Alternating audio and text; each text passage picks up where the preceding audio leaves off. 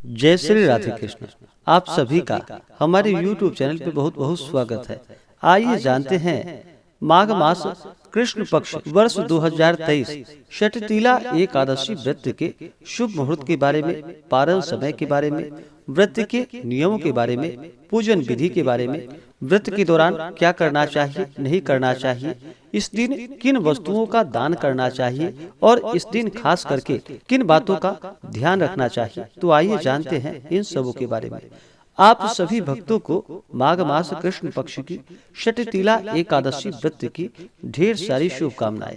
आप सभी के जीवन में भगवान विष्णु, माता लक्ष्मी और भगवान श्री कृष्ण की कृपा से आप सभी को सुख और समृद्धि की प्राप्ति हो। भगवान आप सभी के इच्छाओं को पूर्ण करे। माघ मास के कृष्ण पक्ष में पड़ने वाली एकादशी को इसे षटतिला एकादशी व्रत के नाम से जाना जाता है। इस दिन भगवान विष्णु, माता लक्ष्मी और भगवान विष्णु के श्री कृष्ण स्वरूप का पूजन किया जाता है।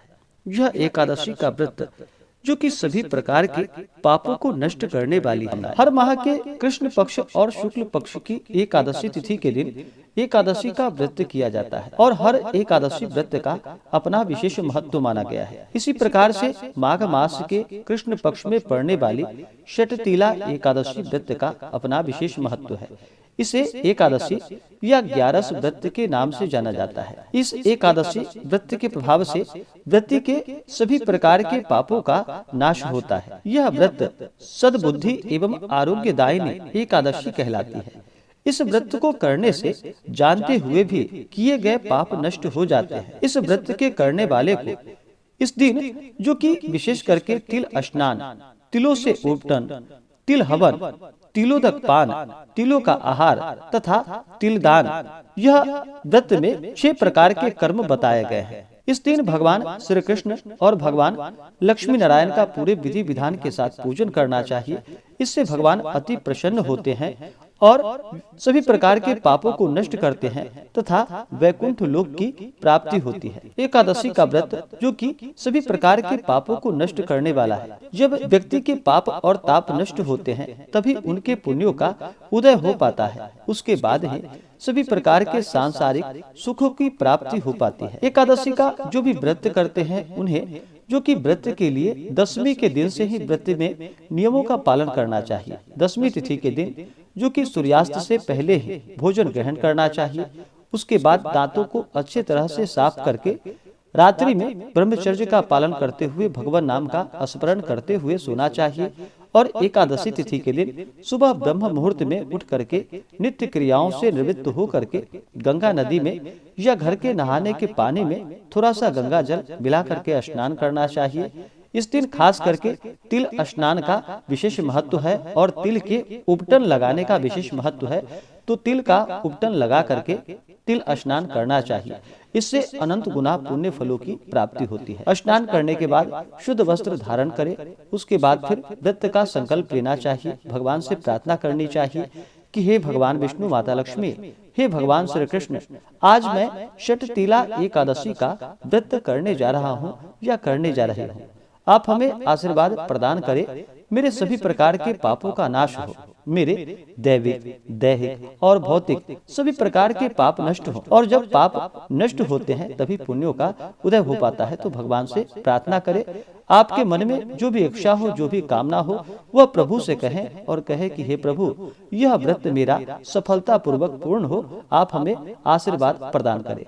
इस प्रकार से भगवान से प्रार्थना करें और इस दिन जो कि दिन रात्रि उपवास रहते हुए व्रत को धारण करना चाहिए। जो उपवास नहीं रह पाते हैं वो एक समय फलाहार ग्रहण करें और भगवान का इस दिन जो कि सुबह और शाम के वक्त पूरे विधि विधान के साथ पूजन करे, कथा श्रवण करे, भगवान की आरती करे। रात्रि में जहाँ तक हो सके जागरण का कार्य करना चाहिए। अगर एकादशी के व्रत में जागरण करते हैं तो उसका कई गुना महत्व बढ़ जाता है। तो एकादशी के व्रत के दिन जागरण करते हुए फिर अगले दिन जाकर के द्वादशी तिथि के दिन सुबह में स्नान कर ले, शुद्ध वस्त्र धारण करके भगवान का पूजन और आरती कर ले। षटतिला एकादशी के अगले दिन जो कि तिल द्वादशी का व्रत होता है और खास करके द्वादशी तिथि के दिन उस दिन सुबह में स्नान करके शुद्ध वस्त्र धारण करके भगवान विष्णु का जो कि पूरे विधि विधान के साथ पूजन करना चाहिए।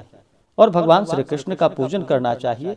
और तिल द्वादशी के दिन जो कि भगवान को तिल के वस्तु का भोग लगाना चाहिए। तिल गुड़ मिला हुआ वस्तु का भोग लगाए। कुम्हाड़ा, नारियल और सीताफल आदि भगवान श्री कृष्ण भगवान विष्णु को अर्पित करनी चाहिए और फिर उन वस्तुओं का दान करना चाहिए। इससे अनंत गुना पुण्य फलों की प्राप्ति होती है। और इस दिन फिर द्वादशी तिथि के दिन दान आदि का कार्य करके ब्राह्मणों को भोजन करवाए, ब्राह्मणों को दान और दक्षिणा दे। उसके बाद फिर समय के अनुसार व्रत का पारण करना चाहिए। माघ मास कृष्ण पक्ष एकादशी तिथि प्रारंभ समय जो कि 17 जनवरी 2023 दिन मंगलवार शाम 6:06 और एकादशी तिथि की समाप्ति होगी जो कि 18 जनवरी 2023 दिन बुधवार शाम 4:04 पे। तो हमें शुद्ध रूप से जो सूर्योदय व्यापनी और द्वादशी युक्त एकादशी के लिए जो समय प्राप्त हो रहा है वह समय 18 जनवरी 2023 दिन बुधवार को प्राप्त हो रहा है। तो 18 जनवरी को एकादशी का व्रत रखा जाएगा और एकादशी व्रत का पारण जो कि 19 जनवरी 2023 दिन गुरुवार को व्रत का पारण किया जाएगा। एकादशी व्रत का पारण जो कि हरिवासर समाप्त होने के बाद करना चाहिए और हरिवासर का जो समय होता है वह समय द्वादशी तिथि का पहला चौथाई हिस्सा वह हरिवासर का होता है।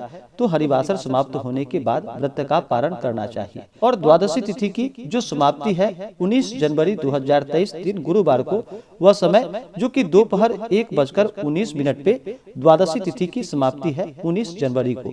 तो व्रत का पारण जो है वह 19 जनवरी 2023 दिन गुरुवार को व्रत का पारण जो कि पारण का समय होगा सुबह 7:14 से सुबह 9:21 तक व्रत का पारण जो कि 19 जनवरी 2023 दिन गुरुवार को किया जाएगा। षटतिला एकादशी व्रत का पारण जो कि गो दुग्धेन पारणम गाय के दूध से व्रत का पारण है। आप चाहें तो तुलसी दल और जल से व्रत का पारण करें और खास करके उस दिन तिल खाने का भी विशेष महत्व है। तो प्रसाद के रूप में उस दिन तिल ग्रहण करना चाहिए। और खास करके षटतिला एकादशी पारणा के दिन जो कि इस दिन खिचड़ी खाने का भी विधान होता है। तो कथा के अनुसार आप खिचड़ी ग्रहण करें, भगवान को प्रसाद के रूप में चढ़ाते हुए खिचड़ी को ग्रहण करना चाहिए। तो यह बड़ा ही पुण्य फलदायी माना गया है। एकादशी तिथि के दिन योग जो कि वृद्धि योग होगा रात्रि 2:45 तक। उसके बाद ध्रुव योग और एकादशी तिथि के दिन सर्वार्थ सिद्धि योग और अमृत सिद्धि योग भी होगा जो कि दोपहर 1:14 तक। तो यह बड़ा ही अच्छा योग है। तो इस दौरान भगवान का पूरे विधि विधान के साथ पूजन करें तो अनंत गुना पुण्य फलों की प्राप्ति होगी। एकादशी तिथि के दिन राहु काल का जो समय होगा 18 जनवरी को वह समय दोपहर 12:08 से दोपहर 1:29 तक राहु काल का समय होगा। तो राहु काल समय के दौरान कोई भी शुभ कार्य या नया कार्य नहीं करना चाहिए। यह लाभप्रद नहीं होता है। तो इस बात का ध्यान रखें। राहु काल समय को छोड़ करके आप फिर उसके पहले या उसके बाद ही भगवान का पूजन करें या किसी प्रकार के शुभ कार्यों को करें तो लाभप्रद होगा। तो एकादशी तिथि के दिन राहु काल का समय दोपहर 12:08 से दोपहर 1:29 तक होगा। और 19 जनवरी को जो कि राहु काल का समय द्वादशी तिथि के दिन वह समय दोपहर 1:29 से दोपहर 2:50 तक राहु काल का समय होगा। तो इस बात का ध्यान रखें। राहु काल समय छोड़ करके ही आप पूजन आदि का कार्य करें तो लाभकारी होगा। एकादशी तिथि के दिन सूर्योदय का समय जो कि सुबह 6:45 और सूर्यास्त शाम 5:31। जो भी व्रत को धारण करने वाले हैं उन्हें एकादशी व्रत के दौरान जो कि कुछ बातों का ध्यान रखना चाहिए। जो भी एकादशी का व्रत करते हैं उन्हें एकादशी व्रत के दौरान जो कि किसी के ऊपर क्रोध नहीं करनी चाहिए। अपने मन में किसी के प्रति ईर्ष्या या द्वेष का भाव नहीं लाना चाहिए। व्रत के दौरान ब्रह्मचर्य का पालन करना चाहिए। किसी से कटु शब्द नहीं बोलनी चाहिए। अपने से बड़ों का सदा ही आदर और सम्मान करना चाहिए। महिलाओं का बिल्कुल भी अपमान नहीं करना चाहिए। जहाँ पर भी महिलाओं का अपमान होता है वहाँ से माता स्थिर लक्ष्मी रुष्ट होकर चली जाती हैं। तो महिलाओं का अपमान नहीं करना चाहिए। और पूरे श्रद्धा भक्ति भाव के साथ ही व्रत को धारण करना चाहिए। व्रत के लिए अगर मन में अश्रद्धा हो, अविश्वास हो, तो उस व्रत को नहीं करना चाहिए, वह व्रत निष्फल ही माना जाता है। तो पूर्ण श्रद्धा भक्ति भाव के साथ और प्रभु पे विश्वास रखते हुए ही व्रत को धारण करते हुए पूजन आदि का कार्य करना चाहिए। षटतिला एकादशी व्रत के दिन, इस दिन खास करके तिलों के दान का बड़ा ही विशेष महत्व माना गया है। इस एकादशी के व्रत में षटतिला यानी कि इसमें 6 प्रकार के कर्म बतलाए गए हैं। इस एकादशी के व्रत में जो कि तिलों के जल से स्नान करना चाहिए, पिसे हुए तिलों का उपटन लगाना चाहिए, तिलों का हवन करना चाहिए और तिल मिला हुआ जल भी इसमें पीना चाहिए, तिलों का दान करना चाहिए और तिलों से बने हुए जो भी वस्तु हो तिल और गुड़ मिला करके उसका भोग भगवान को लगाना चाहिए और उसे प्रसाद के रूप में इस दिन अवश्य ही ग्रहण करनी चाहिए। इससे अनंत गुना पुण्य फलों की प्राप्ति होती है। एकादशी के दिन जो कि चावल ग्रहण नहीं करनी चाहिए। एकादशी के दिन परिवार के सदस्यों को भी ध्यान रखना चाहिए, इस दिन चावल ग्रहण ना करे और घर में जो कि तामसिक वस्तुओं का प्रयोग बिल्कुल भी ना करे। मांस, मदिरा, लहसुन, प्याज आदि का प्रयोग किसी भी परिवार के सदस्यों को भी नहीं करना चाहिए। घर में पूर्ण स्वच्छता का ध्यान रखते हुए घर में इस दिन कलह आदि नहीं करनी चाहिए। घर में अगर लड़ाई झगड़ा हो परिवार में तो मतभेद इस दिन बिल्कुल भी नहीं करना चाहिए। पूर्ण शांति और भक्तिमय वातावरण बना करके इस दिन रखनी चाहिए। और एकादशी व्रत के दौरान अगर माताएं बहनें मासिक धर्म से होती हैं तो उस दौरान जो कि पूजन आदि का कार्य नहीं करना चाहिए। केवल आप मन ही मन भगवान का स्मरण करें और व्रत के दौरान जो कि आप उपवास रह सकते हैं, लेकिन पूजन आदि का कार्य बिल्कुल भी नहीं करना चाहिए। इस बात का ध्यान रखें और भगवान का पूर्ण श्रद्धा भक्ति भाव के साथ इस दिन भगवान श्री कृष्ण के और भगवान विष्णु के नामों का जप करना चाहिए। और इस दिन भगवान श्री कृष्ण को जो कि जल का अर्घ्य अवश्य ही प्रदान करना चाहिए और उस समय आप इन मंत्रों का उच्चारण करें तो लाभकारी होगा। मंत्र शुभ्रहण्य नमस्तेस्तु महापुरुष पूर्वजा गृहाना अर्घ्यम मया दत्तम लक्ष्म्या सह जगतपते। इस प्रकार से भगवान के नाम का उच्चारण करते हुए मंत्रों का उच्चारण करते हुए आप भगवान को जल अर्पित करें तो बड़ा ही पुण्य फल दायक होगा। इस दिन पूजन के लिए जो कि एक चौकी लगाए, चौकी पे पीला वस्त्र बिछाए और वहां पर भगवान विष्णु माता लक्ष्मी का फोटो या प्रतिमा रखे और भगवान श्री कृष्ण का साथ में रखे। क्योंकि षटतिला एकादशी के व्रत में भगवान विष्णु, माता लक्ष्मी और भगवान विष्णु के श्री कृष्ण स्वरूप का पूजन किया जाता है, तो भगवान श्री कृष्ण का इस दिन पूजन अवश्य ही करनी चाहिए। तो भगवान की प्रतिमा को स्थापित करके अपने लिए एक आसन लगाए, आपका मुख पूर्व या उत्तर दिशा की हो, इस प्रकार से आप ध्यान रखें। और सबसे पहले जो कि आसन पर बैठ करके अपने शरीर का शुद्धिकरण करें, तिलक धारण करें, अपने मस्तक पे तिलक लगाए, एक दीपक प्रज्वलित करे। दीप अगर घी का हो तो उस दीपक को जो कि कलश के दाहिनी ओर रखनी चाहिए और तिल के तेल का या सरसों तेल का दीपक हो तो उसे कलश से बाईं ओर रखनी चाहिए। तो इस बात का ध्यान रखें और दीप प्रज्वलित करें। दीप के नीचे अक्षर डाल दे क्योंकि दीप को आसन देनी चाहिए। इस प्रकार से दीप प्रज्वलित करके सबसे पहले तो भगवान गणेश जी का पूजन करें। किसी भी प्रकार के व्रत या पूजन में भगवान गणेश जी का पूजन किया जाता है। भगवान गणेश विघ्न हरता है, सभी प्रकार के विघ्नों को हरने वाले हैं। तो भगवान गणेश जी का पूजन करे, साथ में माता अंबिका का पूजन करे और भगवान गणेश से प्रार्थना करे कि हे भगवान गणेश, हे विघ्न विनाशक, आज मैं षटतिला एकादशी का व्रत रखने जा रहा हूँ या रखने जा रही हूँ। यह व्रत मेरा सफलता पूर्वक पूर्ण हो और हमें पुण्य फलों की प्राप्ति हो, हमारे सभी प्रकार के पापों का नाश हो। इस प्रकार से भगवान से प्रार्थना करें। आपके मन में जो भी इच्छा हो, जो भी कामना हो, वह प्रभु से कहें। इस प्रकार से भगवान गणेश का पूजन करने के बाद कलश देवता का पूजन करें। कलश को स्थापित करें। कलश के नीचे जो कि सबसे पहले मिट्टी रखे, उसके ऊपर से कुछ अनाज, सप्त धान्य आदि रख करके उसके ऊपर से कलश को स्थापित करें। कलश में जल डाले, उसमें सुपारी डाले, कुछ द्रव्य डाले यानी कि पैसा उसमें डाले। उसके बाद आम पल्लव डाले, उसके ऊपर से एक पूर्ण पात्र रखे जो कि चावल से या अन्न से भरा हुआ हो। उसके ऊपर से फिर नारियल को स्थापित करनी चाहिए, पानी वाला नारियल होना चाहिए। कलश को स्थापित करके उसमें फिर वरुण आदि देवताओं का आवाहन करे, तीर्थों का आवाहन करे। इस प्रकार से फिर कलश पूजन संपन्न होने के बाद इंद्रादि 10 दिक्पाल देवताओं का पूजन करे। दिन में अगर पूजन हो तो सूर्यादि पंच देवताओं का पूजन करे। रात्रि में पूजन हो तो गणपत्यादि पंच देवता का पूजन करनी चाहिए।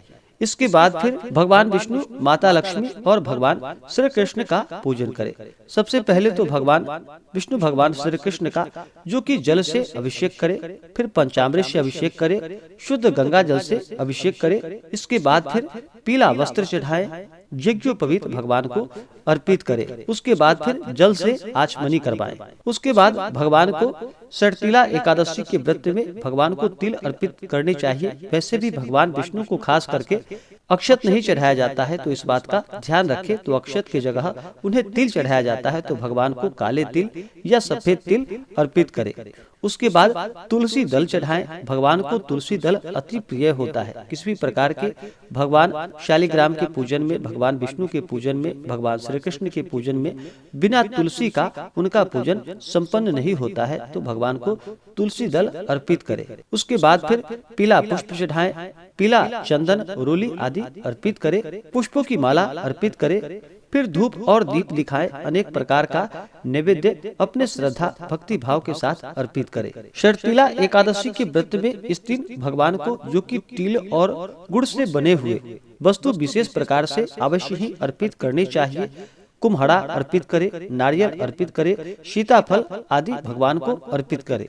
और फिर इन चीजों का जो कि अगले दिन जाकर के दान भी करना चाहिए, तो इस बात का ध्यान रखें। अगर आप बाजार से कुछ नैवेद्य लाते हो, मिष्ठान लाते हो, तो उस पे गंगा जल छिड़क करके उसके बाद फिर भगवान को अर्पित करनी चाहिए।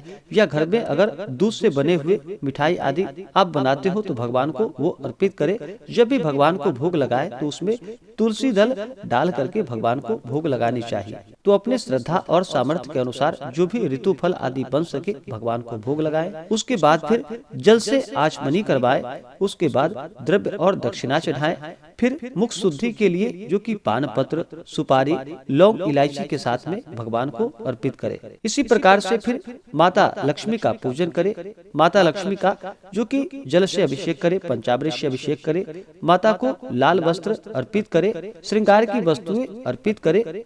फिर अक्षत, चंदन, पुष्पों की माला, महिलाएं माता लक्ष्मी को सिंदूर चढ़ाएं और पुरुष माता लक्ष्मी को जो कि रोली, चंदन अर्पित करें। उसके बाद फिर धूप और दीप दिखाएं, अनेक प्रकार का नैवेद्य अपने श्रद्धा भक्ति भाव के साथ अर्पित करें। फिर जल से आचमनी करवाएं, द्रव्य दक्षिणा चढ़ाएं, मुख शुद्धि के लिए पान पत्र, सुपारी, लौंग, इलायची के साथ में अर्पित करें। इसी प्रकार से पूजन करके उसके बाद फिर षटतिला एकादशी व्रत का कथा श्रवण करे। उसके बाद फिर भगवान की आरती करे। इसी प्रकार से इस दिन जहाँ तक बन सके सुबह शाम भगवान का पूजन करना चाहिए। यह पूजन थोड़ा बृहद प्रकार से है। अगर जिनके पास समय ना हो तो कम से कम इस दिन भगवान विष्णु, भगवान श्री कृष्ण का जो कि जल, पुष्प, तिल, रोली, धूप, दीप आदि से पूजन करके उसके बाद षटतिला एकादशी व्रत का कथा श्रवण कर ले, भगवान की आरती कर ले। कम से कम इतना काम अवश्य ही करना चाहिए। माघ का महीना है, तो माघ के महीने में जो कि गंगा स्नान का बड़ा ही विशेष महत्व होता है। तो षटतिला एकादशी व्रत के दिन जहाँ तक बन सके इस दिन गंगा स्नान करे सुबह के समय में, तो बड़ा ही पुण्य फलदायक होगा। तो इस प्रकार से पूरे विधि विधान के साथ पूजन करना चाहिए सुबह और शाम के समय में। जिनसे बन ना सके, जिनके पास समय ना हो, वो कम से कम भगवान विष्णु का जो कि पंचोपचार या षोडशोपचार पूजन विधि के द्वारा ही भगवान का पूजन कर ले। आपसे जितना भी बन सके उस प्रकार से पूजन करके कथा को श्रवण करे और भगवान की आरती करे। इस प्रकार से भगवान का पूजन करनी चाहिए। षटतिला एकादशी व्रत के दिन जहाँ तक हो सके रात्रि जागरण करे, क्योंकि एकादशी के व्रत में जागरण करने से उस व्रत का कई गुना पुण्य फल बढ़ जाता है। तो जहाँ तक हो सके एकादशी व्रत में जागरण आदि करनी चाहिए। भगवान नाम का स्मरण, भजन, कीर्तन करते हुए समय को व्यतीत करना चाहिए। और अगले दिन जाकर के फिर द्वादशी तिथि के दिन सुबह उठ करके स्नान करके शुद्ध वस्त्र धारण कर ले, भगवान का पूजन और आरती कर ले। इसके बाद फिर ब्राह्मणों को भोजन करवाए, ब्राह्मणों को दान और दक्षिणा दे, गरीबों को भोजन कराए। इस दिन द्वादशी तिथि के दिन खास करके षटतिला एकादशी का जो भी व्रत रखते हैं, उस दिन द्वादशी तिथि के दिन जो कि तिल द्वादशी का व्रत किया जाता है और उस दिन भगवान विष्णु के पूजन का बड़ा ही विशेष महत्व माना गया है। तो उस दिन भगवान विष्णु का अवश्य ही द्वादशी तिथि के दिन पूजन संपन्न करें। उसके बाद फिर उस दिन जो कि तिल, गुड़, कुम्हारा, नारियल, सीताफल भगवान को अर्पण करके उन वस्तु का अवश्य ही दान करना चाहिए। इस दिन जहां तक हो सके अन्न, वस्त्र, कंबल आपसे जो भी बन सके दान अवश्य ही करना चाहिए। और फिर ब्राह्मणों को संतुष्ट करके व्रत का पारण जो कि समय के अनुसार करना चाहिए। इससे अनंत गुना पुण्य फलों की प्राप्ति होती है। अगर आप कुछ विशेष प्रकार से जानना चाहते हो तो हमें कमेंट बॉक्स में जरूर लिखें, ताकि हम अगले वीडियो में आपको अच्छी प्रकार से जानकारियां दे पाए। अगर आपके मन में कोई प्रश्न हो तो हमें कमेंट जरूर करें। तो आशा करता हूं कि यह जानकारी आपको अच्छा लगा हो। ऐसे ही ज्ञानवर्धक जानकारियां प्राप्त करने के लिए हमारे इस चैनल पे अगर आप नए हो तो चैनल को लाल बटन दबा करके सब्सक्राइब करें, साथ में बेल आइकन घंटी को दबाएं, ताकि मेरे वीडियो का नोटिफिकेशन आपको समय से मिलता रहे। वीडियो को लाइक करें, शेयर करें, सुखी रहें और स्वस्थ रहें। जय श्री राधे कृष्ण। धन्यवाद।